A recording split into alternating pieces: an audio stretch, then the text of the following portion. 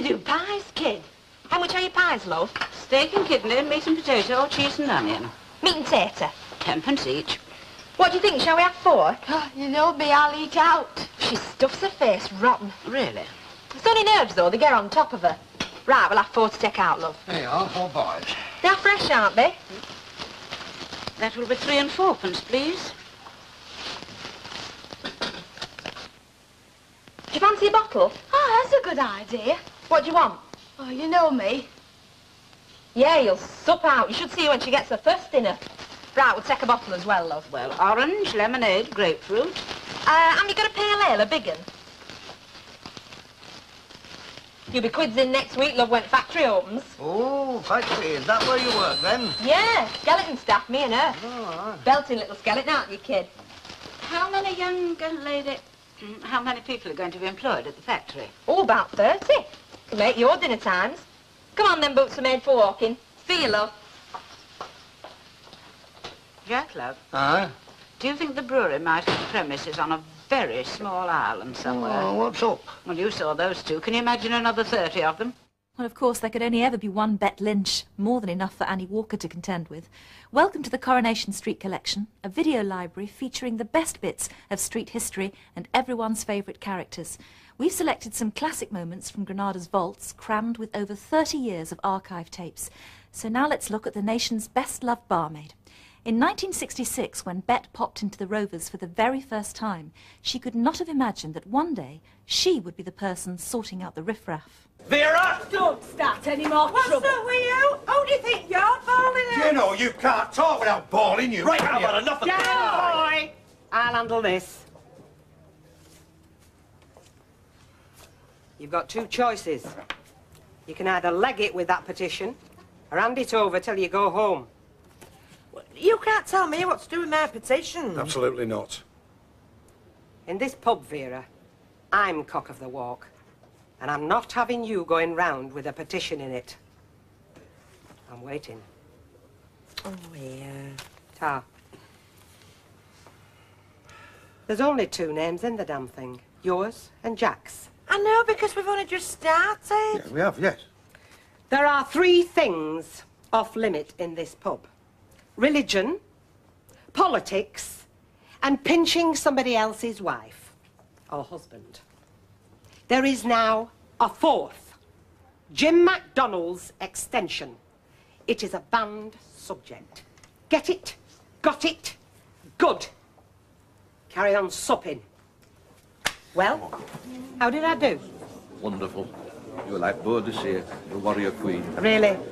I just wish I could think of a warrior king that you put me in mind of. Bet as we think of her now, in her favourite place, doing her favourite thing, ruling the roost. That confidence and authority has come from years of experience. It started in 1970. Billy Walker decided to flex his managerial muscles when his mother, the landlady, was away. We need a new barmaid. Hey, nobody said out about it to me. Oh, don't get me wrong, you know it's my mum's latest scheme. You see, my mum's idea is that she's going to play mine hostess, which means we're going to be a pair of hands short behind the bar. And it would have put you in lumber, wouldn't it, if we didn't get anybody in? I see your point. Yeah, and I thought Betty would make a first-rate barmaid. I'll second that. You keep out of this. Oh, do you fancy it? Yeah. Oh, good, let's talk business. Do you know about the hours? Oh, you just had half hour either end of the licensing hours, love. Ah, disadvantages. Well, it knocks your weekend on the head for a start.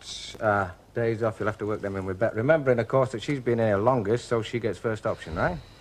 Advantages, well, it's very sociable, and you're serving a vital need for your community. Yeah, but what's the money like? Oh, you sort that out with my mum. Look, can you come back at, say, 6 o'clock this evening? Well, I don't know. I've had this other offer, you see, and I've got to let them know. Ah, I mean, see. I'd take this if I knew it was definite. But if I turned the other job down and then your mum said... Oh, say no more. I love making decisions. You're on. I'll see you're all right about the money. Now, I think the best thing is for you to get stuck in right away. Then when my mum comes back... Smashing. I'll nip home and get into something more appropriate. Right, hurry up. Well, do you think she'll do? Not up to me, love. I mean, it's up to your mum, isn't it? No, not really. But we'll cross that bridge when we come to it.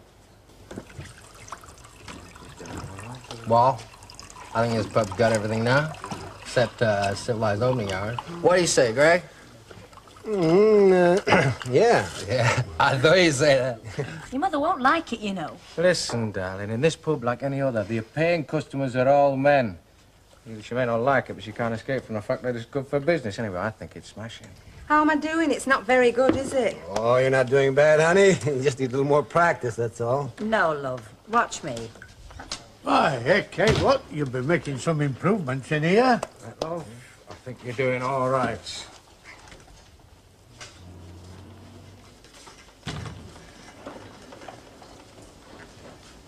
Billy, could I have a word with you, please? Told you. Right, love, you just stay where you are. It will be all right. Of course it will. I've told you I've taken you on.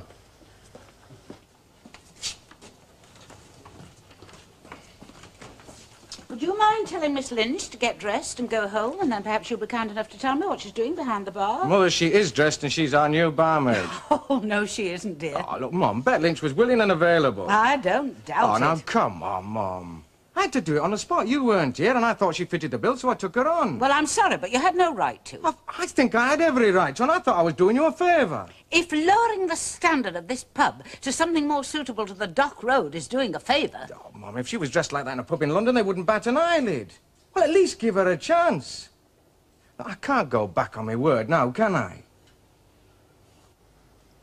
I think I'd best hand in his resignation before I start. Oh, don't talk like that. Well, I'm telling you, honey, if you quit, it's going to be over my dead body. And mine. Miss Lynch, could I have a word with you, please? Billy has explained to me that you're helping us out for the time being. Now, of course, I cannot be responsible for any arrangement that you and he have made. But if you and the job find each other suitable, I may decide that we need someone permanently. At the moment, of course, I can't say. Oh, and do dress up a little warmer in future. Hey, talking of the Rovers, though, you won't have seen the new barmaid, will you? If you can call her that. First time I saw her, I thought it was a jukebox. Now, I want you to give Bet Lynch notice. Does her name sound as though it ought to be over a pawn shop, or is it just that I'm prejudiced? Anyway, I want you to give her notice. Mum, I'll tell you what I'll do. No compromises? No, I'll compromise a bet. I'll bet that having Bet Lynch behind that bar improves custom appreciably, and if it does, she stays. Now, how's that? Improves custom? Oh, Billy, don't be ridiculous. I suppose you're basing your assumption on the hoary old image of barmaids, big, blousy creatures, dispensing comfort and advice with the bitter beer. Oh, your modern customer is much more discerning. He wants charm and intelligence, not a person that looks as though she's straight off a seaside postcard. A wager. All right, a wager she'll drive away more customers than she'll attract. We'll see, Mum. We'll see. Ta-da. Everything okay? Better than the flying horse. Yeah? By the way, I like your dress. Well, I'm surprised she's still here myself, Mrs. Walker. Don't worry, Mrs. Ogden. Her days, indeed her hours, are numbered. Of course, it's insecurity, you know. When a woman has to flaunt herself like she does. Really? I've never needed to. No? No. I mean, take the night I met my Stan, for instance. I was wearing a coat made out of a dyed army blanket. And you know what I had round my neck? No idea, I'm sure. A string of cockle shells painted silver.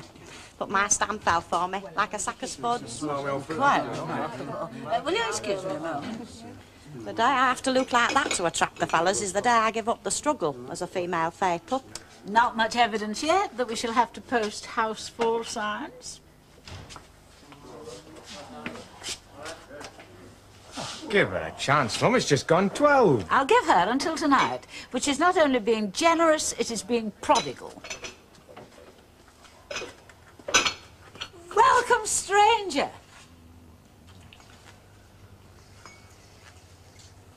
I said welcome home, Len. Oh, thank you, love.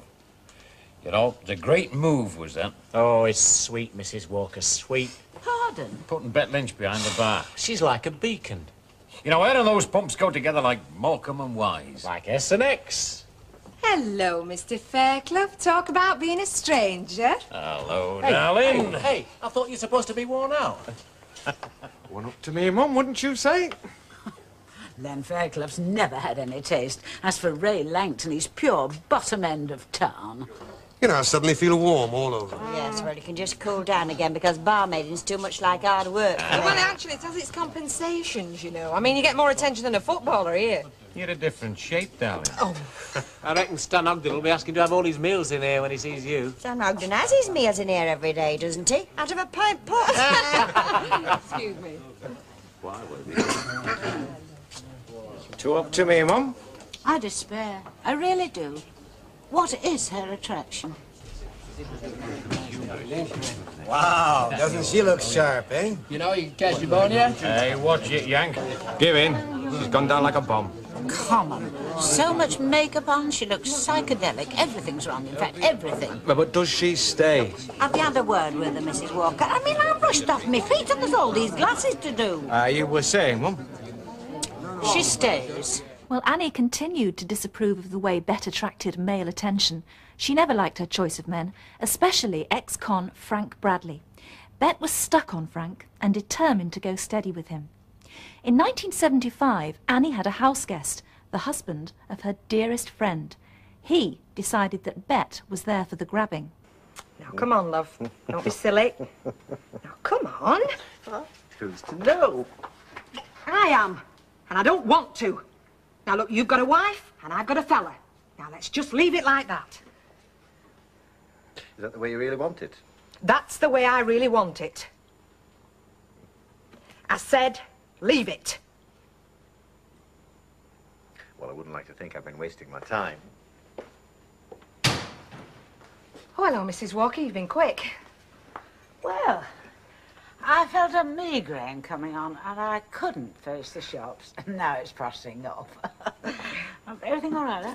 Yes. Oh, Sean, off out, are you? Yes, I thought it about time I did an honest day's work. Life can't be all pleasure, can it, Miss Lynch? I'll see you. Bye-bye. What a nice man. Isn't he? I know Bet from way back. So I was just thinking of taking her around the town for the night. You know, for old time's sake. Well, and here's yourself on the same errand. Oh, but that's tough. Well, not if you were to do a fella a favour. And how's that? Come up with a previous engagement. Oh, get lost, you mean? Are you sick of living, mate? You can't lie with Bet's idea. You what? I'm sorry, Sean, she said. I would just love to come out. Well, what would I tell Frank? You just have to hope he gets run over on the way here. Well, no, not as good as a wink, is it? She said that? Word for word. Give or take a syllable. You're a liar, Paddy. You'd best go back to Ayr and Sweet Isle while you can still crawl, Come mate. on, Frank, you don't need to take it like that. It's more of a sport. Like old Bet there. Well, that's what she is, isn't she? Sport.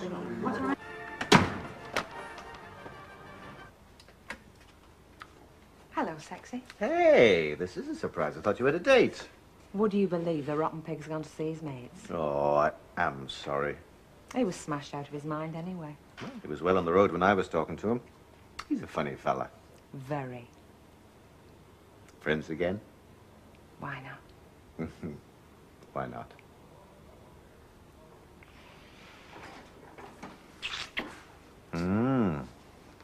Nice. Just like I remember. Oh, you messed up something good for me! What are you talking about? Really good! What are you telling? What do you tell Frank? Nothing! You must have, you must have! Mrs. Walker! Let her here. I don't care. And she's not going to be the only one. Not by a long chalk. What do you mean? Look, Bet, I'm going to tell Concepta what you get up to when you're away from home, sonny boy. I haven't done anything. I'm going to write her a letter telling her exactly what kind of a lousy rat she's married to.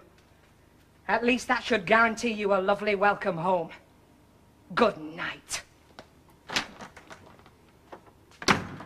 Bet, can you throw any light on why Sean should have left without saying a word? Maybe. Pardon? I said maybe. Well, can you or can't you?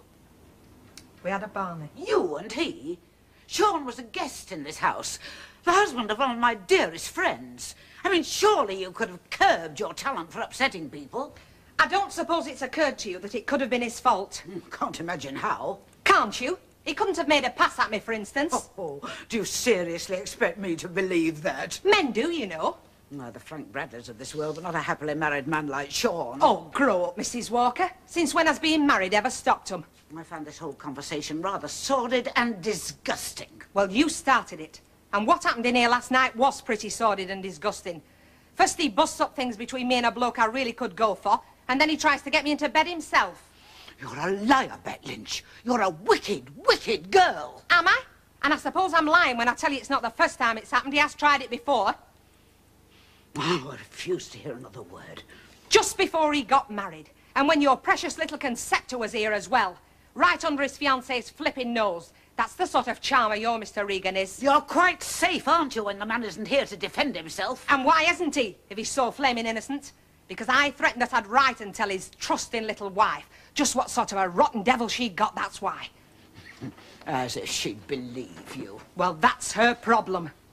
I mean, a man married to a decent woman like Concepta, he doesn't lower himself. To what? To go with a tart like me? I think you'd better leave. I was just going to. I mean, leave the Rovers, leave my employment. Yes, Mrs. Walker. I know what you meant. Cast as a brazen hussy by Mrs. Walker, Bet turned to Len Fairclough for comfort, since he knew Sean Regan of old. Bet Lynch was telling you the truth. Sean Regan is a twicer, and he did try it on with her. Now, I'm not just talking through my hat. I'm not just taking her side. I'm just telling you. He's done it before. Oh, Len. Just before he was married. Little Lucille told me that she was worried sick that Concepta was going to marry a bloke like that. I told her it was just some last-minute fling before he got married. I was wrong. Where is she now? I gave her the key to my place. Bet, I want you to come back. Oh, I'm not sure about that. I don't blame you. I don't hold no grudges. I appreciate that. It's just that, well, a lot of things have been said, and it might be best if we had a clean break. It's time I got out my rut any road. There is just one other thing, Bet. Don't post that letter. He's made enough bitterness between you and me. Don't let him make a third person wretched. Ignorance is bliss. On occasion, yes. And just let him get away with it. If it's the price that has to be paid for preserving Concepta's peace of mind, yes. You and I will never see him again. That's for sure. And I'll never see Frank either. Yeah. Well, I never was one for revenge. Okay? It's lucky I've not bought a stamp yet, or else I'd have wasted it. Thank you.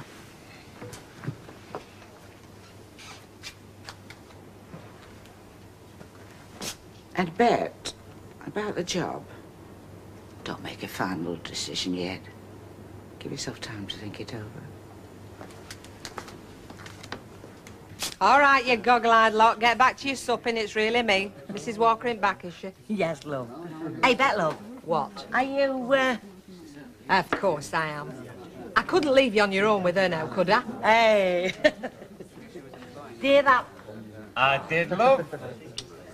Well, that wasn't the last time Bet turned to Len. They would always be friends, but once they were rather more than that. It happened one steamy afternoon when Bet made Len an offer he couldn't refuse.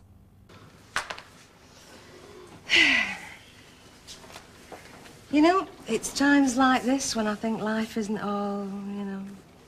Hard knocks and dirty socks. Something like that. Just most of it. Yeah. Still. What? Nothing. How are things with you, generally? It's hard to say. Some days I think I'll be doing everybody a favour taking a bob's worth. Then other days I reckon I know what it's all about. What is it all about? You've got to make your own mind up on that one, love. Hell's teeth. Fox! God, you shouldn't be here, that's all. I've got to be flaming working, haven't I? I've got a job down at Walker's. I better get my boots in. Len. What? Do you have to go? It's only my job. Oh, I don't know. I suppose I could... There's always tomorrow. Doesn't sound very pushing to me.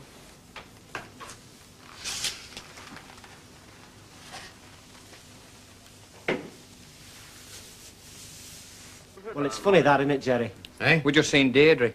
She said Wharton's have been on the phone and cancelled the job. All under control, is it? Some come up.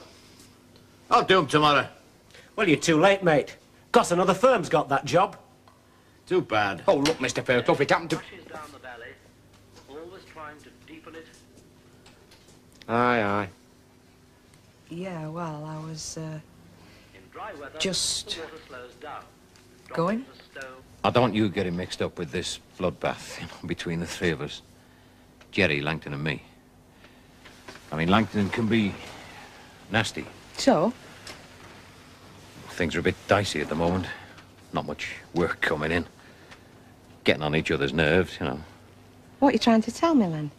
Oh, nothing. Well, go on, only what? This afternoon was great, you know, great, but... But what? We should have had more sense. I should have had more sense.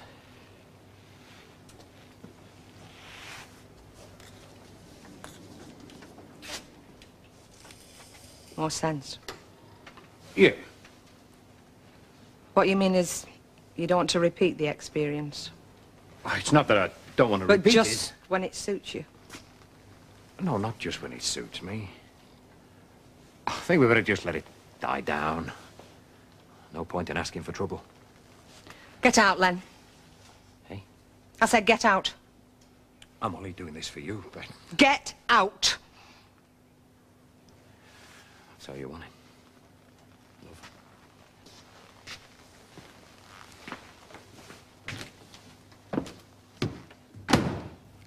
Bet thought she could shock Len into treating her decently, and for a short while it worked. But their feelings were never entirely mutual. The problem as I see it is that I want to give more than you want to take, right? Well, I certainly got that wrong, didn't I? This time, I thought. This time, it's not some smooth operator who's got me conned from now till next Christmas. It's Len. I didn't. Con me? No, you didn't. You promised me nothing. I led like I usually do with me chin. I just thought, here's a bloke I can trust. Perhaps this time, no snags. Can't we just go Go on like this till we're drawing our old age pension. No love. I'm sorry, Len. That's it. The show's over. What Bet hated most about men was being used, especially as a bit on the side. But she was her own worst enemy. In 1976, Mike Baldwin moved into the street. With his Cockney charm, good looks and bulging wallet, Bet just couldn't resist him. She even agreed to move in with him. The first obstacle to this arrangement, though, was Mrs. Walker. Come in. You wanted to see me, Mrs. Walker? Yes, sit down, Bet. I was wondering when you were coming. Now, from what I heard earlier in the barn, there was no question of eavesdropping. It seems that you are contemplating sharing Mrs. Caldwell's old house with Mr. Baldwin. Is that correct? In a manner of speaking, yes. In a manner of speaking. Oh, that could well be prophetic, because there's going to be a great deal of talk. I expect you realise that. There already has been. I'm not surprised. What I am surprised at is that you should take such a step without consulting me. I didn't realise I had to. It's a private matter. Oh, come. Don't be so naive. You must have realised that I couldn't countenance a member of my staff living 3 doors away in circumstances like that. The Rover's return has a reputation, and one doesn't want to see it tarnished. Tarnished? I don't think it's too strong a word. You know, I'm surprised at you, Mrs. Walker. I expected you to say summat, but not like this. Not after the way you were with Lucille when she moved in with her boyfriend. And I mean, Ken Barlow and his married lady friend weren't exactly barred from the premises, were they? Ken Barlow can't be spoken of in the same breath. Regrettably, one has to accept unorthodox behaviour from, oh, how shall I put it, the intelligentsia. I see. Well, I'll accept the insult. It wasn't intended as an insult. Well, not to worry, I'll accept it anyway. And I really am surprised. I had you down as being dead modern and dead broad-minded. Bet, this is a serious matter. And I want it to be taken seriously. Unless you're just... Taking the mickey? Well, I suppose that is the expression, yes. Yes, it is, and no, I'm not. I really did think you were more with it. I thought you might have been worried about me. Well, that is an aspect. But I didn't think you'd give a toss about what other folks said. Still, if that's the way you feel and you want me to leave... I do not want you to leave. Nor do I want to be thought of as an old-fashioned prude. I simply want to stem the stupid gossip that's bound to arise if people take the wrong idea. Or the right idea? Or the right idea. What exactly is the right idea? What exactly is your arrangement with Mr. Baldwin? Well, it's simple enough. Now, he wants somewhere to stay while he's up here. He couldn't find anywhere handier than Mrs. Caldwell's old place. Now, he's seen my flat and he knows it's grotty, so he's asked me to move in with him. And I think he's right. He'd be daft to leave that place empty half-week. You'd keep the house clean for him? Yes. Do the shopping? He'd be daft if he did it himself. Certainly would, with the housekeeper to do it for him. And that, in effect, is what you'd be? Yes. You could say that. Say it. All right. I'm his housekeeper. Now, would you care for a sherry, dear? Does she never ask you what you get up to when you're up here on your own? No. Trust you, does she? Suppose she must do. I'd not trust my husband. Not as far as I could throw him. Well, Anne's never had reason to distrust me. Clever, are you? Or careful? Both. Yes, I bet you. What's up? Have they run out of vintage champagne or something? Hey, I've got an unexpected visitor. Your wife? 2 out of 2. It's not, is it? It is. Still. Who else would you ditch me for? Look, I didn't know she was coming. She phoned me up 10 minutes ago. She wants me to pick her up at Piccadilly Station. You better get your skates on then, haven't you? Didn't expect Anne to come swanning up here, did I? She has, and now we've got to be sensible and cope with the situation. Right. What do I do? Borrow Elder Ogden's rollers and make like I'm the char? Clear off, love. I hope I didn't hear what you just said. Well, what am I supposed to do? She's bound to want to see me country cottage. She does know I've got a place up here. But not an housekeeper. I'm one mod con you've not mentioned. Look, she may be that tolerant, but no wife's that bloody tolerant. Can I have a word, love? Yes. Is Mike coming back for that drink, or isn't he? I've no idea. Well, what did he say to you just now? When? I'm not an idiot. I mean, he slips out with some excuse about making a phone call. And a couple of minutes later, you slip out as well. Now, I don't know what you've been cooking up, but I would like to know if he's going to come back and face the music, or whether I've got to go looking for him. Look, Mrs. Baldwin, I have no idea where your husband is, and I certainly didn't go out to meet him just now. But what's so flaming funny? What did you just say? My husband? You've got to be joking. Is that what he told you? That... My God, he's a cunning... Are you trying to tell me that you're not married? You're not his wife? I'm in the same boat as you are, my love. A friend, companion, mistress, housekeeper. Everything except wife. But the kids, what about his kids? Not his, they're mine. The kids were on the scene a long time before Mike appeared. He's like a father to them, sort of. But he's not their dad. All this time he's been laughing himself sick telling me he's married. Oh, my God. I'll tell him what you think of him, shall I? No.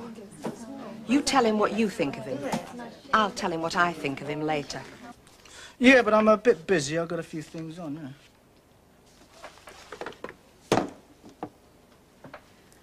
You are a lousy, stinking rat, Baldwin. I've met a lot of rats in my life. In fact, I spend my time waiting for the next rat to come out of the next sewer.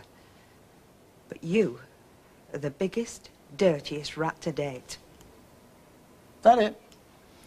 It just about sums up the way I feel, yes. You know your trouble, don't you, Ben? You like rats. If you didn't like rats, you wouldn't be interested in me. You would have thought she'd learned her lesson, but her next relationship was just as complicated. Perhaps she was just looking for a bit of light-hearted relief when she took up with this familiar character. You're one of nature's touches, you. Well, you can't go against your nature, can you, kid? Warm-hearted, you see. Impulsive. I like to show me affection. I bet I can guess your favourite way of showing it and all. Still baffles me, you know, how a knockout-looking bird like you doesn't have the fellas knocking the door down. Oh, they do, love. The trouble is, most of them seem to be married. Oh, well, that's it, you see. You're a mature fella, my age. Well, he's bound to be married, isn't he? That's if he's any cop at all, that is. Do you know, there's a lot of truth in that, although I hate admitting it. We could make great music together, you know, you and me. Hey, do you fancy a sing-song? Tell you what, you set off, I'll join in. Come on, you know what I'm on about. I do know that you're very restless and you can't settle. I can't help it, I'm drawn to you. It's like magnetism. I'm like a little nail drawn to a lump of iron. Well, that's a nice comparison. I'm very flattered. Honest, I fancy you strong. Could you fancy a cup of tea stronger? Look, it's straight up, this. I think you're a cracker, and I could go a bundle on you. I've studied here at Rovers, and we suit each other. We're the same kind of animal. And I think we'd be good together.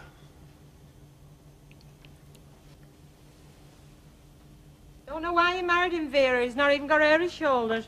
Now listen here, you. I'm going to warn You you. are a flaming hypocrite, Vera. Me? Fred? Yes, me, I'm an hypocrite. Can't Mrs. Duckworth off the premises. Am I? It's sauce for the goose, Vera. That's why you don't like it, love. Get that to the gutter, you, where you crawl Come from. on, Vera, let's yeah, go on. Quiet. Yeah, you think this is a laugh, don't you? Come on, cool it, Well, Vera, you will laugh ya? on the other side of your face, Come don't on, you? Vera, let's have Get off me! Come on, out you go. I won't ask for an explanation. Good. But I will not tolerate that kind of exhibition. Well, let's hope it doesn't bring a migraine on, shall we? What's that supposed to mean? It means forget it, Mrs. Walker. Vera has just found out she's not the only team in the league what's playing away. Well, I don't know the ins and outs, and I do not want to. But I blame you for attracting that kind of scene into my bar. And if it happens again, your job will be in the balance. Oh, great. Put that about. She'll be back like a shot, if that's what you want. Hey, Lynch. Hey, you having it off with her jack or something? Oh. Fred, keep that out, will you? You might just catch it on an handbag. You know, I don't understand you, Lynch. I don't understand you at all. I mean, you know very well I'm available. I mean, what's he got that I haven't? Oh. Right, Lynch, you've got him. You can have his dirty washing. Let's get this straight, Duckworth, while we've got a few witnesses. I haven't got him, I never had him, and I wouldn't want him if he was flaming well gold-plated. I felt sorry for him, like I'd feel sorry for any fella that was saddled with something like you. And that is as far as it went. So you can take his dirty washing, and yourself, and get out of here. And don't go looking for him at my place, because he isn't there.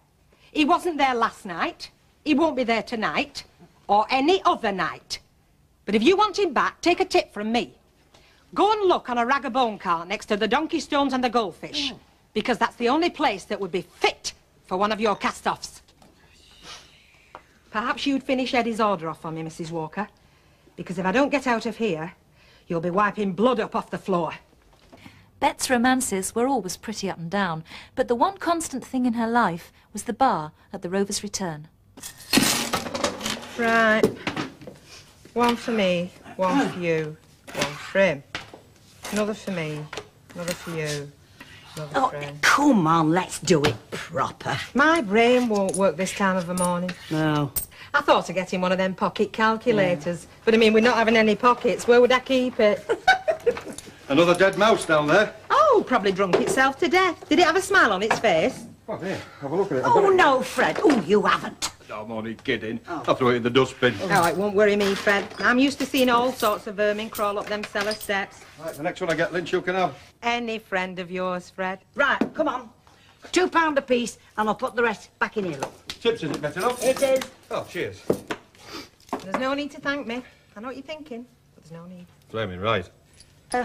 What do we want to thank you for, love? Well, let's face it, Betty.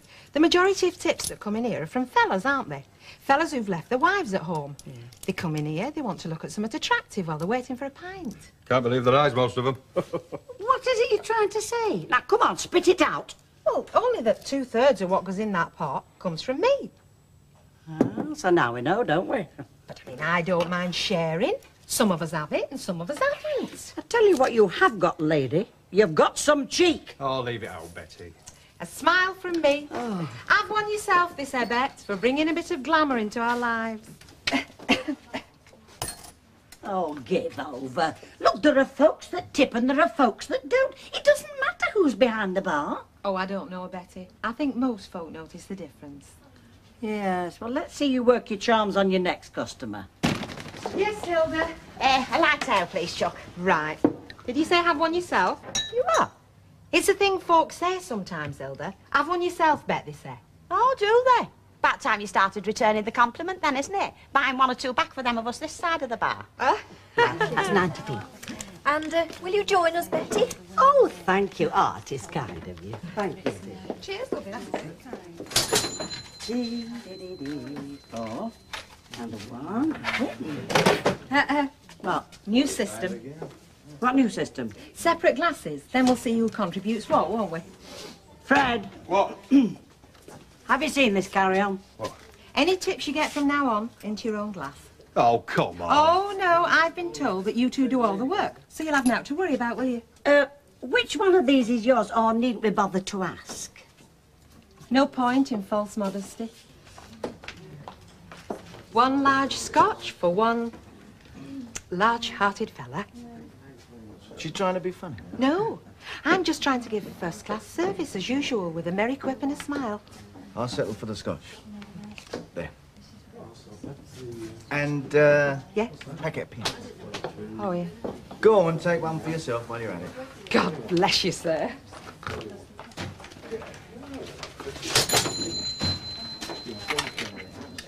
You make it very obvious. And it's Bet into an early lead. You'll put folk off coming in, you will.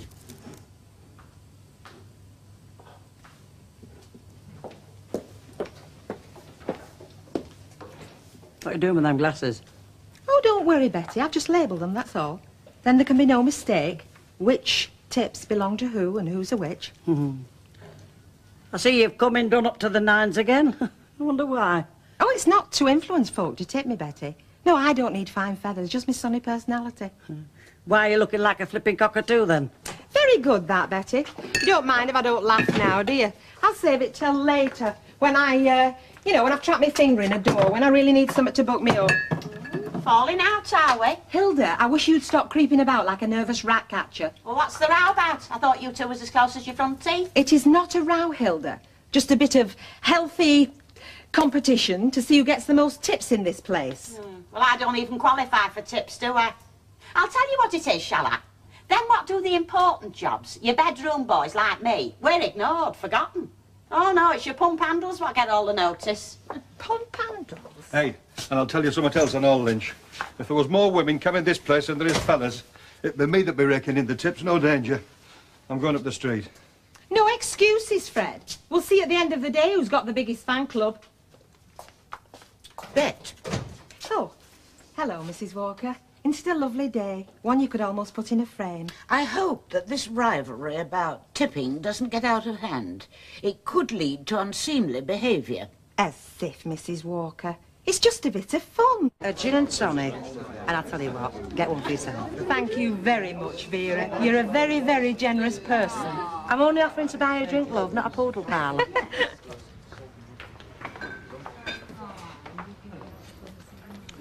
She makes me sick. Anybody can make tips being smarmy like that. Somehow I don't think you could, Fred. Oh, dear. Fred, seeing as Mrs. Turpin isn't speaking to me, would you ask her where the float is for tonight? There doesn't appear to be one. And it is her job as chief bar person to see that we have one. Mind you, we could always use my tips as a float. Where's the float, Betty? Tell Miss Lynch that Mrs. Walker will be bringing it through. Well, come on, Fred, relay the message. Look, get naughty, will you two? If you want to play silly beggars, get on with it, but count me out. Oh, spoken like a man, Fred. Good evening, sir. What's your pleasure? Scotch, double. Do you take it neat or with water? Well, neat, like always. Just making absolutely sure.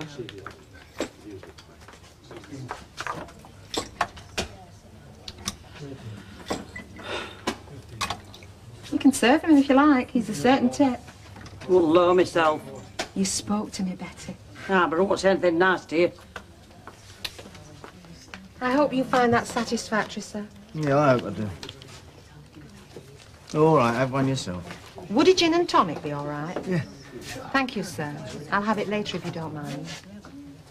What's wrong with her tonight? Oh, it's the battle of the tips, isn't it? And Bet seems to be firing the most bullets, as usual. Fred, would you ask Mrs. Turpin why she's glaring at me? Hey, do that once more. Just once! All I was doing was putting my tips in my glass as we decided. You were gloating, like you have been doing all day. Every time anybody's giving you a tip, you were gloating. I don't. You fawned and preened like a big soft dog. You look marvellous when you're jealous, Betty. You won't look so marvellous with a thick ear. That is quite enough. Now, I want a word with both of you, please, and with you, Fred. I warned you, didn't I, Bet, that this business would get out of hand? Well, all I was doing was my job, which apparently seems to upset some folk. Well, I'm not involved, see, Mrs. Walker. That may be, Fred, but you do work here, and you were in agreement with everybody to put their own tips into those ridiculous glasses. Now, it was obvious to me from the start that this scheme could only end in unseemly competition. That some of you would be delighted, would revel in it, in fact, and that others would take the opposite of you, while for you, Fred, you simply hadn't got a dog's chance. Well, thanks very much. Well, it has got to stop. From now on, all tips will be shared. That is the only way. Well, I'm happy the way things are. Well, I'm not. I mean it. And you must find somewhere else to have your ego trips, because you are not having them here. Well, I've proved my point anyway. Don't we know it? Elizabeth? I should think so. Well, we're not going to start sharing till tomorrow. I wouldn't touch your money with the barge pole. Well, I would. I'm 2 knicker down already. Oh, shut up. Annie Walker always had trouble with her staff. After another disagreement, Betty walked out, leaving Annie in the lurch. Annie could see that Bet had leadership potential, and when she had to be away from the Rovers, she left Bet in charge. Oh, Bayek, you lower the tone of this place, don't you? You speaking to me, Hilda, or were it just your corsets rubbing together? Still not dressed at this time of day. Mrs. Walker'd turn in her grave if she wasn't at her Jonies. And she's left me in full charge, hasn't she? So I'll stop undressed all day if I've a mind to. What's that on your face, plaster of Paris? It's a face pack, Hilda. You put it on, you take it off, and you're all bright and beautiful. Don't work, does it? You're tired of living, Hilda? Because if you don't arrange to be on your way, I shall arrange for my thumbs to meet across your throat. You know, I think it's the life you lead myself. Well, it's bound to take its toll, isn't it?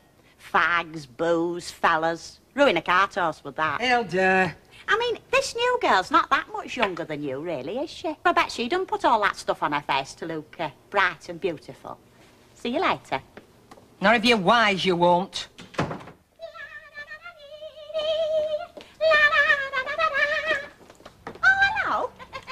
You're an early bird. Well, you've got to show willing, haven't you? Especially when you're new. That's more than your gaffer does. Why? What's wrong with her? Thought you were going, Hilda. See what I mean? Morning. What kept you up all night? I've had a very good night, as a matter of fact. Oh, I thought... You thought what? Nothing. I've just remembered. It's the first time I've ever seen you in your natural state. I look no worse than you did, lady, morning you come to see Mrs. Walker about a job here. Oh, now, Bet, be fair. I know I weren't looking my best that morning, but if I'd looked like you do now, Mrs. Walker wouldn't even have seen me without a bodyguard. Your days are definitely numbered, love. There you are, gentlemen. Service with a smile. And the rest, darling. Now, keep it clean. Yeah. Have one yourself. Gin and tonic, all right? Money well spent. Of course. How about that? All right, Alf, control yourself. Chap of your age leering, it's a bit obscene, isn't it? Hey? Oh, hello, Bet. She's very attractive, isn't she? If you like that time. I do. Alf, Hmm? next time we need a barmaid, remind me to tell Mrs. Walker not to take any recommendation of yours. You're at a very funny age. Which one of them two is drinking gin, then? None of them, I am. You'll be putting your money in the till? Mike's paid for it. Bit naughty, that, isn't it? Stinging him for a gin. He didn't complain. He never does. Cheers. Cheers. When's your night off, darling? Dunno, I'll have to ask why. Oh, now, come on, don't be coy. Me coy? You must be joking. Is that a promise? Be careful, darling. He's after your honour. I should hope so. It's not a competition, you know. What in? Between us as to who can look the smartest. I always wear this kind of gear. No, not anymore. I'd prefer you to wear something plainer, if you don't mind. There's been complaints. Oh, yeah. OK, you're the boss. She don't believe in hiding much, does she? Oh, don't worry. I've taken care of that. I was asking her when her night off was. Oof, round about Christmas, I should think, if she's still breathing. What's she really like? I mean, you hear so many different stories. Well, she's got hot fellas going anyway, including Ray. Oh. I think that's what's got Bet bugged. Well, bound to. She likes to think she's the belle of the Rovers, does Bet? Well, she's had her nose pushed out this time, that's for sure. Well, does this suit? Well? Very fetching, Dawn, love. Very fetching. What do you say, Alf? Very nice. Yeah. Well, they seem to like it. Here. Found out when your night off is? Don't rush me. Well, what about after work then, like, tonight? I've just about had it up to here with this one. Oh. Does that mean you don't get on with her? She thinks she's God's gift. She does. Is she not up to the job? Oh, she's up to the job, all right. She'd be up to a lot of things given half the chance. Oh, no, she can do the job. No. But it's the way she does it. Brazen isn't the word. I don't know what Mrs. Walker's thinking about. She just lowers the tone of the place completely. Oh. How long do you think she's going to last? Well, as long as I let her. Because one of these days, like tomorrow, I'm going to let her know. I know what my job is, and it doesn't include cleaning out lavs. Hey, they're spotless, them lads, spotless. Well, if you won't do that and you won't surveil, what will you do? A striptease on the bar top? Because you're halfway there as it is. Oh, is that what's upsetting you? Well, I might just do that, mightn't I? She'll not go all the way, you know. She'll not take her wig off. I don't wear a wig. You're raving. You're demented with jealousy, aren't you? Don't make me laugh. He gave you the elbow, didn't he, Mike Baldwin? I'll give you the elbow, love. I'll give you more than you bargained for. Don't kid yourself. You haven't got what it takes. Ask Mike. Now, girls, come on, come on. You cheap little cow. Do you think I'm interested in who's doing you favours? Do you know, I've decided I will have that wig off your head. Don't try it. If you want to be queen of this flea-bitten little castle, you can keep it, because I can still do better for myself. I mean, if this tatty little hole in the corner is your idea of heaven, it ain't mine. So clean out your own lavs.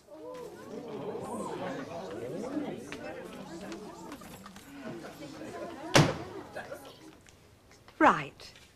Hilda, do you mind stepping down the street and telling Betty there's a vacancy?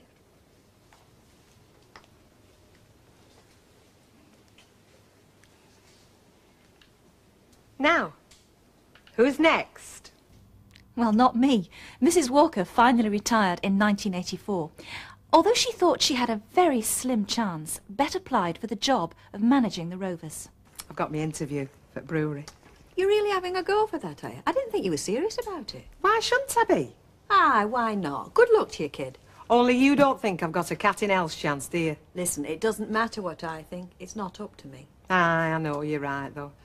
Every so often I think to myself, Lynch, you must have left your brains on a low light or something, because you've not got a snowballs. I know, I know. Well, you're having a go all the same. Good for you. Well, I look at Captain Bligh. I call him Captain Bligh, you know, Lewis, and I think, if he can run a pub, I can run a pub. Because there's nought to him, really, except a case of the big I am. And when I think about it, maybe that's not such a bad disease to have. But you've no training. No training. No training? I was pulling pints before I was legally old enough to sup 'em, and I've been doing it ever since. I have given myself body and soul to the public house trade. There's not a lot I don't know about pubs, and there's not much I don't know about customers either. No training? Can you spare Mavis for the rest of the day? Because if you go on talking like that, Mavis, I'm going to go in there this afternoon and eat 'em alive. Do you know, you're the first barmaid I can ever remember applying for a pub. I'm interested in what put the idea into your head. Well, I think as long as Mrs. Walker had been there, it never would have done. I'd have been happy being a barmaid forever.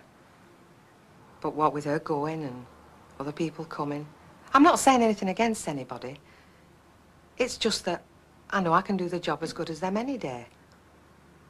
Suddenly I'm thinking, I don't just want to be a barmaid forever.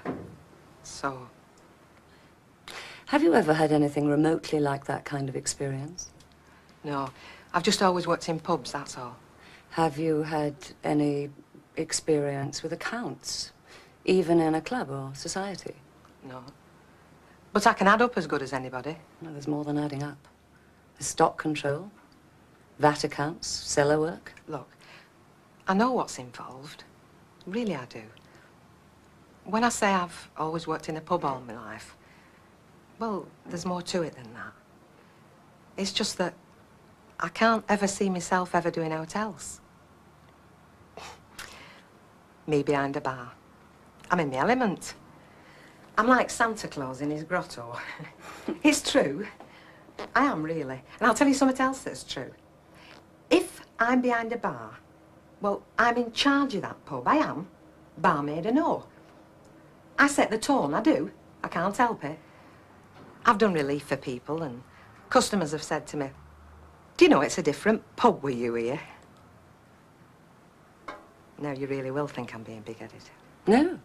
No, I want to hear you sell yourself. Now, if the Rover's Return were to be your grotto, what would you do with it? In the way of changing it, you mean? Well, it's not the most wicked establishment in the world. No, it isn't. But I reckon that the folk who drink there, that's the way they like it. You can change it all you like, but you'll not sell a lot more ale. And selling more of our product, Miss Lynch, is why we're in business. Yes, I know it is. But finding ways of selling more is very hard.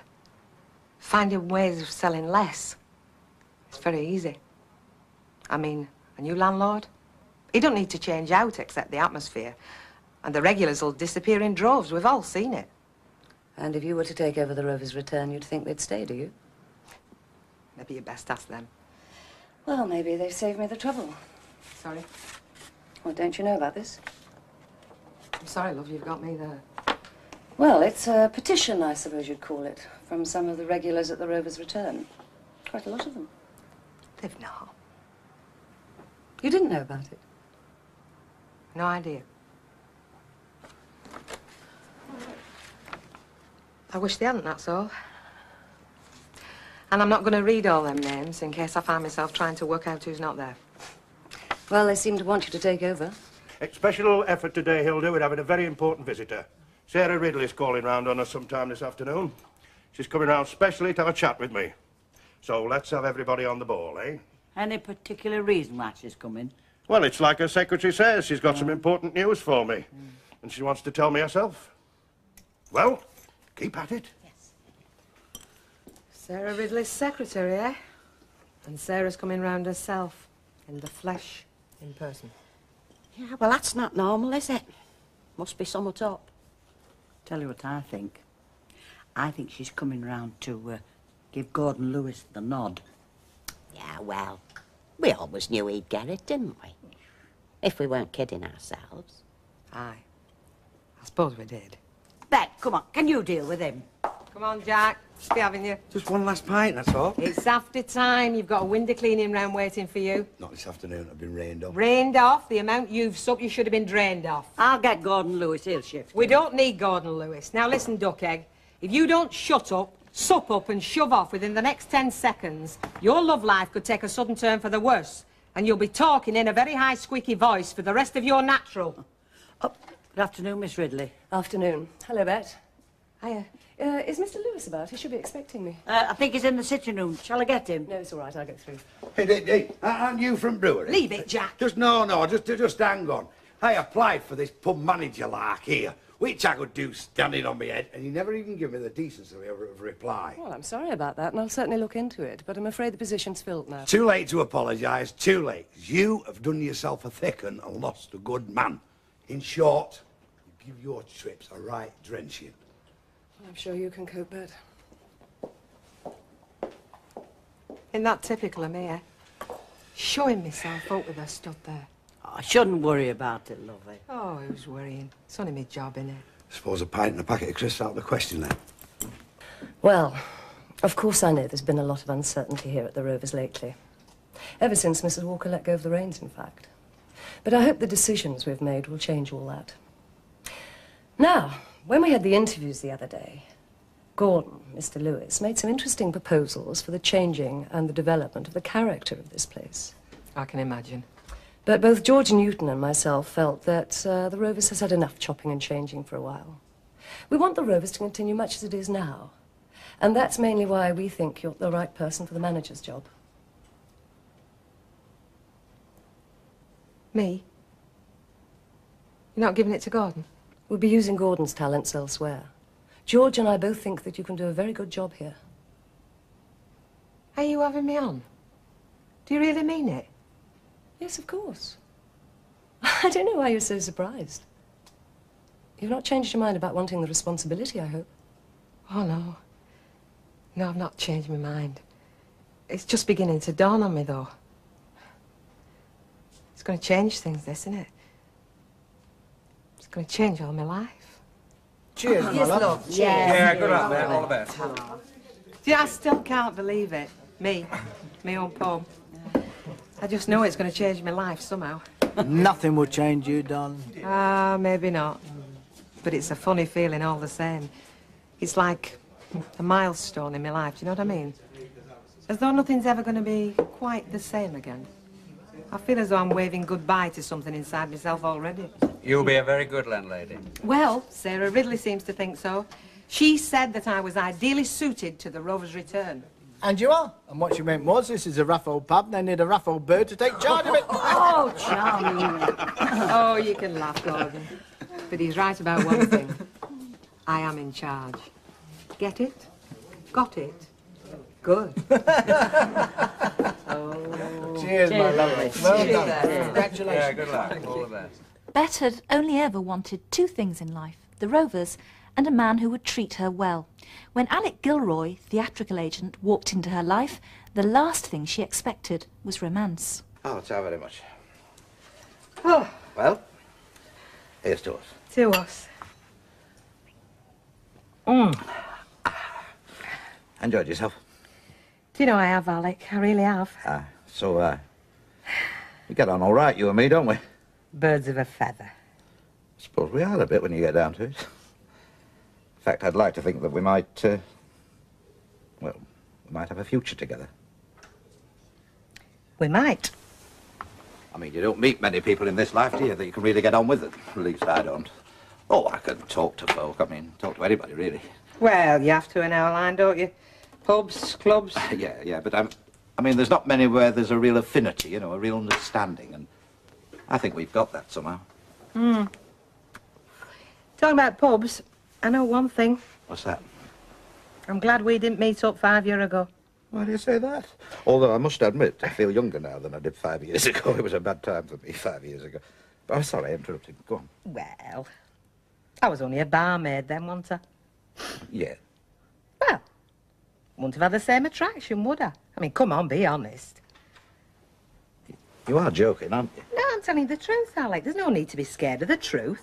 All troopers like us, We're hardly Romeo and flipping Juliet, are we? No. I mean, straight with you, Alec. I want you to be straight with me. I don't believe this. Well, I mean, now I'm a landlady, well, sort of.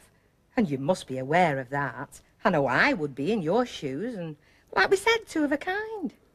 You think I'm after you because of the pub? No, all I'm saying, it comes into it where I'd be daft if it didn't. Well, it's not true. Oh, 5 years ago, you wouldn't have looked at me twice, admit it. Look, I think I better go, Bet. Hey, why? What's up? What's up? What's up is I've grown very fond of you, Bet. Yes, same here. No, of you. Not the landlady of the Rovers, of you. Well, it don't matter then, forget it. What do you mean, doesn't matter? No, come on, you think I've been dishonest with you. No. Well, I haven't, Bet. I don't want this pub, I never have. It's you I wanted. Well, I haven't changed. No, but I have. Alec? Well, Bet was sorry she'd offended Alec and touched by his genuine affection for her. Their relationship flourished.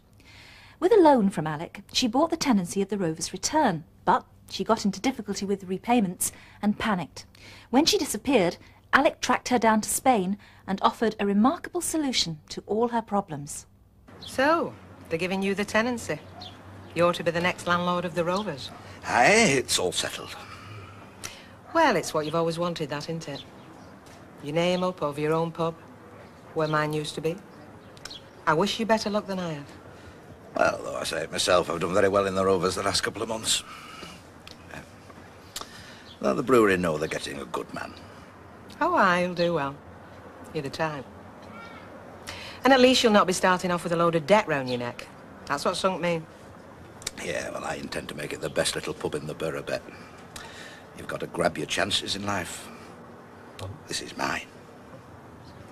Well, I had my chance and I blew it, didn't I? I'll not get my own pub again. Nor even as a manager. Blotted me copybook once too often this time, haven't I? You said it, not me. Don't mind me asking, but I am asking as a friend. Have you thought what you'll do once you get back? What's there to think about? My future's all mapped out, innit? I'll get a job behind a bar somewhere as a barmaid. Till I drop and my feet give out, working for somebody else for the rest of my life. Well, if you played your cards right, there is a way you could still have somebody else working for you. Me, for instance. And there is a way you could still have the Rovers. What are you on about? How do you mean I could still have the Rovers? It's obvious. If you were the landlord's wife, you could walk back in the place with your head high. Still be Queen of the May. Oh, you care-lied. You've been on booze since breakfast time, you, haven't you? I'm sober enough. I'm serious and all. I'm offering you marriage, Bet. Oh, now give over. No, go on, think about it. Just think about it. It's not a bad offer. And it's a genuine one. It makes a lot of sense. It'd suit me nicely, and like I say, you'd still be boss at the Rovers. Do you know, I think you really mean it. Certainly I mean it. I'm offering you marriage. Pardon me for saying this, but I don't think I heard you mention the word love, or anything similar. Did I miss it? I'm not the exhibitionist type, but come to think of it, I don't think I even said I love my own mother. So, what do you say? I'm asking you to marry me. What's your answer? I receive this ring as a sign of our marriage. With my body, I honor you. All that I am, I give to you. With my body, I honor you. All that I am, I give to you. And all that I have, I share with you. And all that I have, I share with you. Within the love of God, Father, Son, and Holy Spirit. Within the love of God, Father, Son, and Holy Spirit. In the presence of God, and before this congregation, Elizabeth and Alexander have given their consent and made their marriage vows to each other. They have declared their marriage by the joining of hands and by the giving and receiving of a ring. I therefore proclaim that they are husband and wife.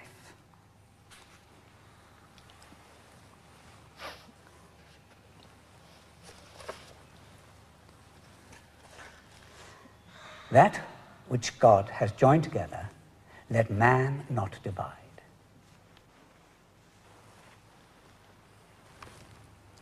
Well, go on. Kiss me. Now, let's go to the registrar to sign the registrar. Well, she's been and gone and done it. Yeah. Ivy. What? I feel sick. What's wrong with Vera? Oh, she gets over emotional at weddings, Mr. Baldwin.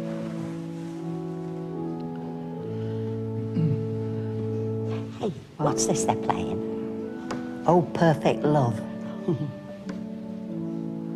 Did you say something? Never said a word. Well, Bet's friends were amazed that she'd married Alec, but they were soon to see the relationship grow as the couple were drawn ever closer to each other. Look, when I see you being chatted up across the bar, I don't like it.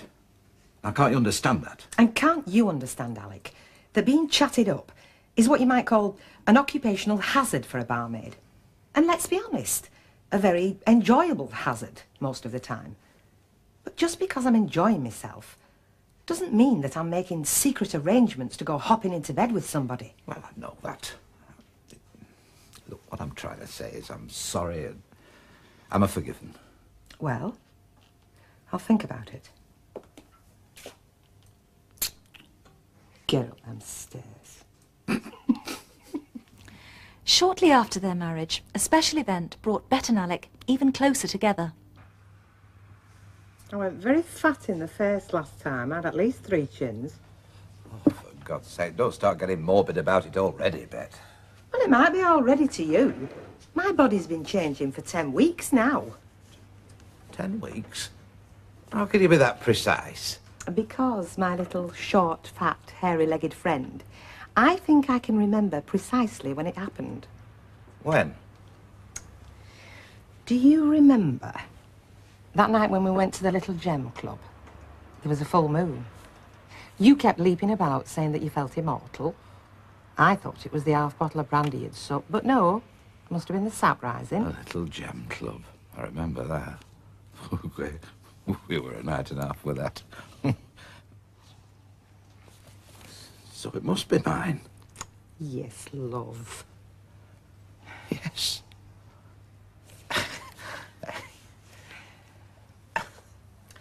When you stop grinning like a melon, are we going to keep the happy event to ourselves, or are you going to throw a party at the Piccadilly and announce it there? Oh, no, let's just keep it to ourselves. I mean, for as long as it's practical. You are embarrassed about it, then? No, it's just the longer we keep it to ourselves, the fewer the opportunities for the likes of Jack Duckworth to smirk and make nappy jokes. Oh, God, you know, it's going to undermine me image and me authority as this lot, you know. It'll be even worse when I pull my hanky out of my pocket and a couple of flaming rusks fall out. You're not going to change shape in sympathy are out, you know. Although I believe it's not unheard of for the father to have morning sickness as well. Really? I do feel a bit liverish this morning. Mm. There you have it.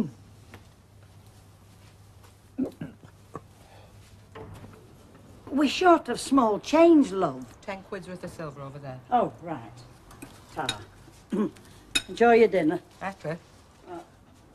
I'm eating for 2. What did you say?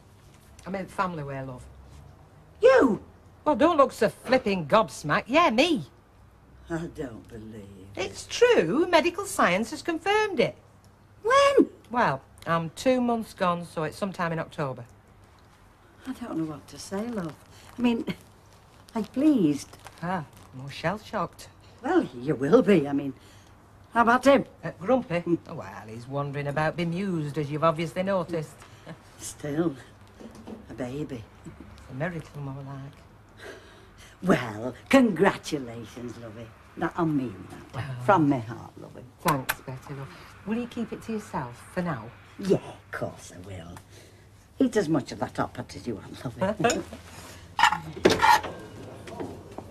Oh, you're a bit of a dark horse, aren't you? Eh?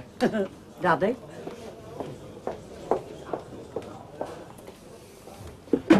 What the hell's going on? What? You've told Betty. Oh, well, I had to tell somebody, Alec. I mean, I was bursting. Betty won't blab. You know what she called me? What? Daddy. Well, yeah. You know, I've had a lot of dreams, Bet. Some of them fulfilled, most of them not. Marrying me, Worth? Yeah. Yeah, it were. Mind you, I never dreamt of having kids. I mean, they're a sort of alien species to me. I mean, not quite human till they've turned 21. They can be a great joy, Alec. Take my word for it. I suppose so. And mind you, I mean, if it's a boy, I mean, he'll continue the line, won't he? Another Alec Gilroy in the world. Yeah. And I mean, of course, not everybody can manage it, you know. Oh, that's very true. Oh, it is, it's It true. is true. Yeah. You know something? I think I'm warming to this idea. Well, I'm glad to hear it. Because I definitely am love. Daddy. Daddy. Bloody incredible.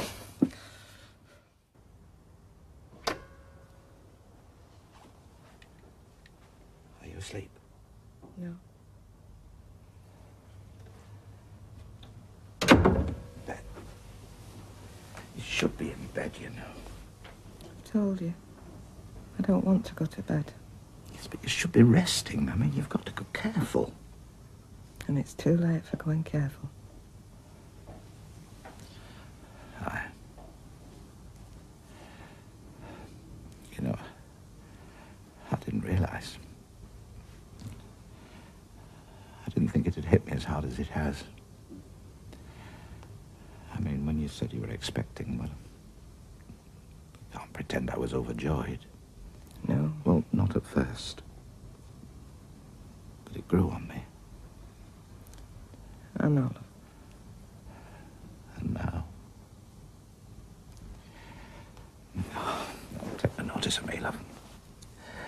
As long as you're all right. That's what really matters. Oh, I'm right enough, love. Well, then.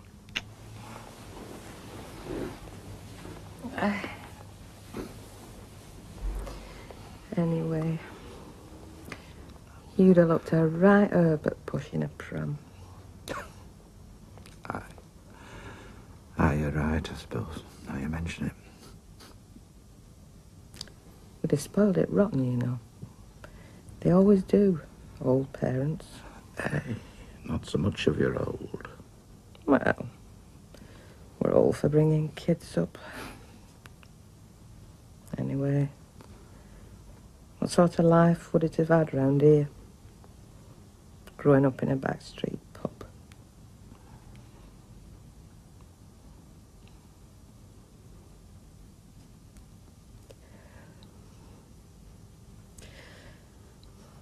I wanted it, you know. I wanted it right from the first minute I knew I'd caught.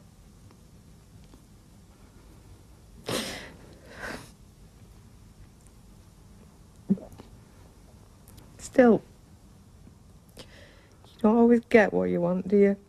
So that's that. I got what I wanted when I got you. And shall I tell you something else? I wouldn't swap places with any man in England. Not for a gold clock. You are a little love. Right then. Right. Ah, careful. Come. There you go. Now then, I tell you what. I'll bring you a hot drink up when you get in bed. I'm not going to bed. Eh? We've got a pub to open in 5 minutes. That's what we do, me and you, kid. We run a pub. Let's get on with it, eh?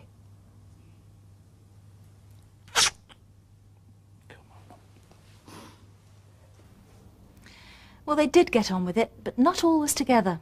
While running the Rovers, Alec kept up his theatrical agency. Bet was always very suspicious of his relationship with his clients. Yes, hello, Rover's return. I'm afraid he's not here at the moment. Can I tell him who's called?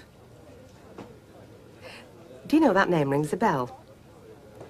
Would you be the lady that he met on the cruise? I believe he's mentioned you. Yes, of course, I can give him a message. This is Mrs. Gilroy you're speaking to.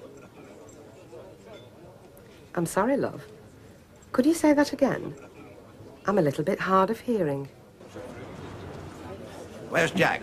Only there's some stuff wants shifting in from the car. Alec, if you're a bit nippy, there's somebody on the phone for you. I think they're still on. Bet's took it. Oh, did they say who it was? Well, it's a sherry somebody for you. Did you want me, boss? I'm not here. I'm not here.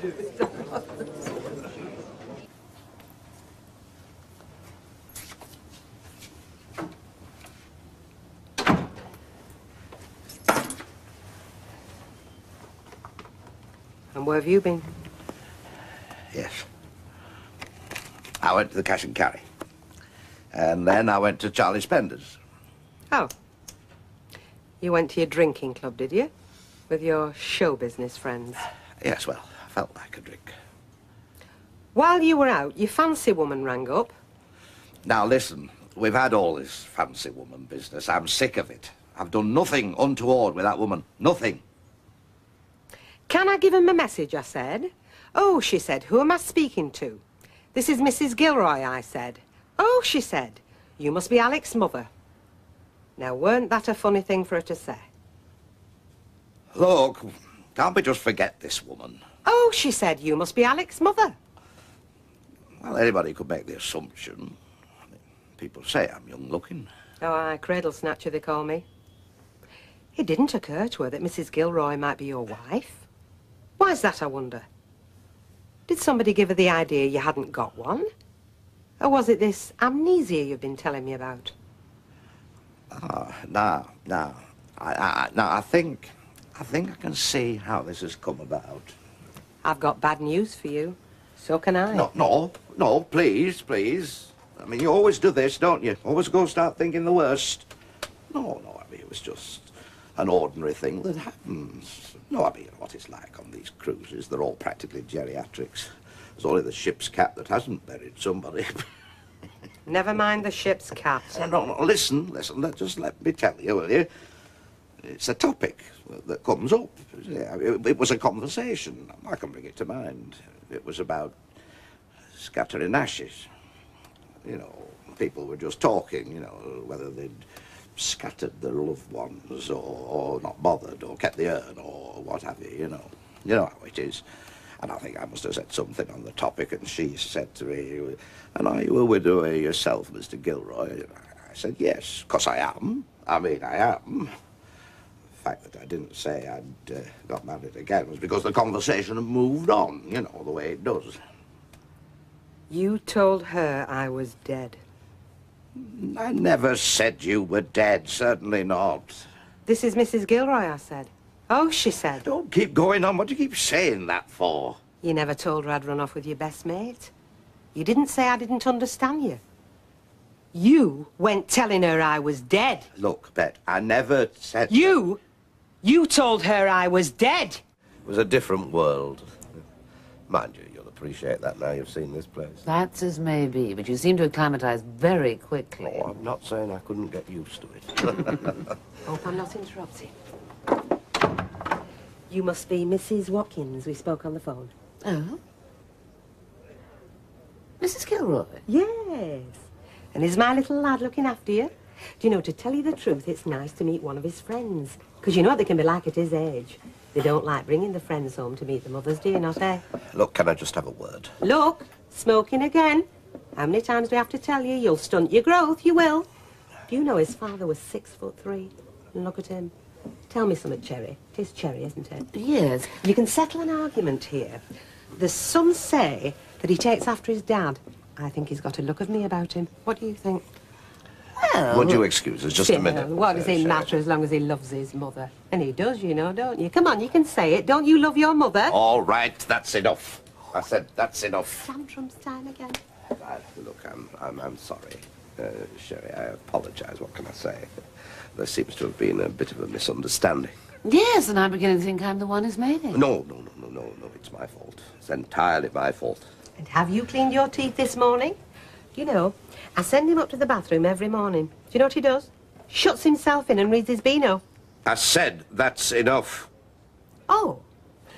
Do you mean I don't have to pretend anymore? I mean, all you're doing is embarrassing our guests. That's all you're doing with this ridiculous performance. Oh, so I can be your wife again, can I? Been raised from the dead, have I? You're Alec's wife? Normally, love, yes. I'm very pleased to meet you. Pleased to meet you and Alcott. I'm sorry if there's been any misunderstanding. Suggesting I was dead? I did not suggest you were dead. How else do you get to become a widower? Look, will you let me speak? Can I speak? Speak all you want. You see, where the confusion's arisen, Sherry, this is my second wife. Whereas, in fact, it was my first wife who passed away. I see. Quite recently, actually, yes. So, when you and I met and, you know, we were talking and you asked me about my home circumstances, that must have been at the forefront of my mind. He just forgot he'd remarried. Now that can happen to anybody. Well, despite their sometime turbulent relationship, Bet and Alec continued to run the pub together. Later that year, the cruise line offered Alec another job. This time it meant a relocation to Southampton. For Bet, it was the biggest decision of her life. Me, I can't wait. There's been no but rush and aggravation today. I'm jiggered.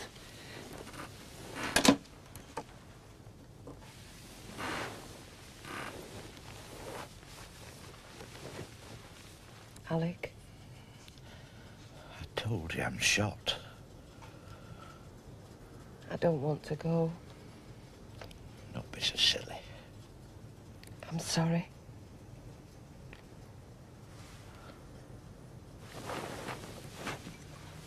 Now what are you talking about? It's all settled.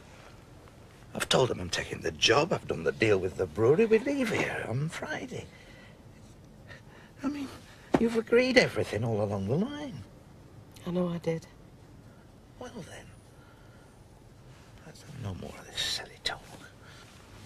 It's all settled. Alec, listen.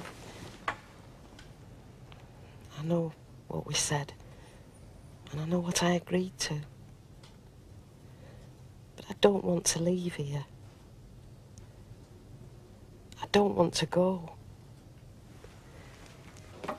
Hey, you do know we've got to get everything packed up yet. I know. Well then, I don't know where you've been, but don't you think you'd have been better employed if you'd... I've been to the brewery to see that Richard Wilmore, who's taken over running the pub side. See him about what? I told you I didn't want to go, Alec. I'm sorry. I wish I did. I wish to God I did. Yes, but we've had all this, haven't we? I know you're not altogether happy, but what's this got to do with the brewery? I went to ask if I could stop on here. Stop on? As manager. Oh, come on, Bet. For goodness sake. And this Richard Wilmore, he says yes. He says I can. No. Yeah, he did, Alec. So I'm sorry. I'm not going with you. I can't. I just can't. He said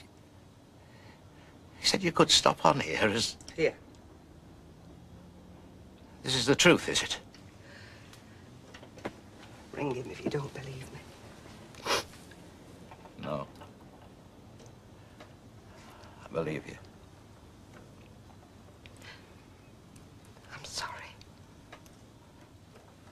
You choose not to come, and it'll be you walking out on me. No, Alec! Yes! I'll be the one leaving, but it'll be you walking out on me, walking out on our marriage, and I'll never forgive you for that, Bet. Never. So just know what it is you're going to do. Don't pretend this is about jobs or where we live, because it isn't. It's about our marriage and whether you're standing by me or whether you're walking out. Excuse me, they're wondering when you're coming through. When we're ready, Betty. So, what's it going to be? I've already said. You're walking out on me. No! What's the use? Where are you going? Well, at least we can put a stop to that pantomime out there. Bet.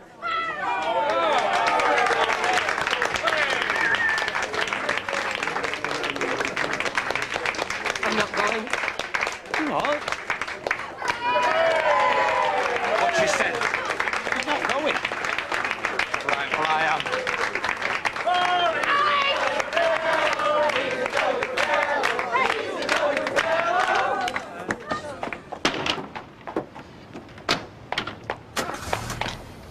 Alec, don't. I don't want you to go. When they ask you what happened, tell them the truth, won't you? It's not me that's walked out on you. It's you, Bet. It's you that's let me down.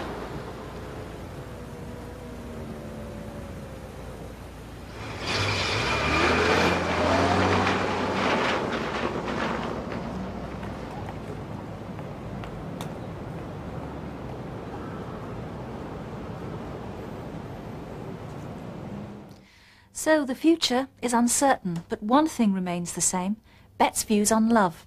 I'll leave you now with a dip into her past, discussing yet another broken relationship with a friend.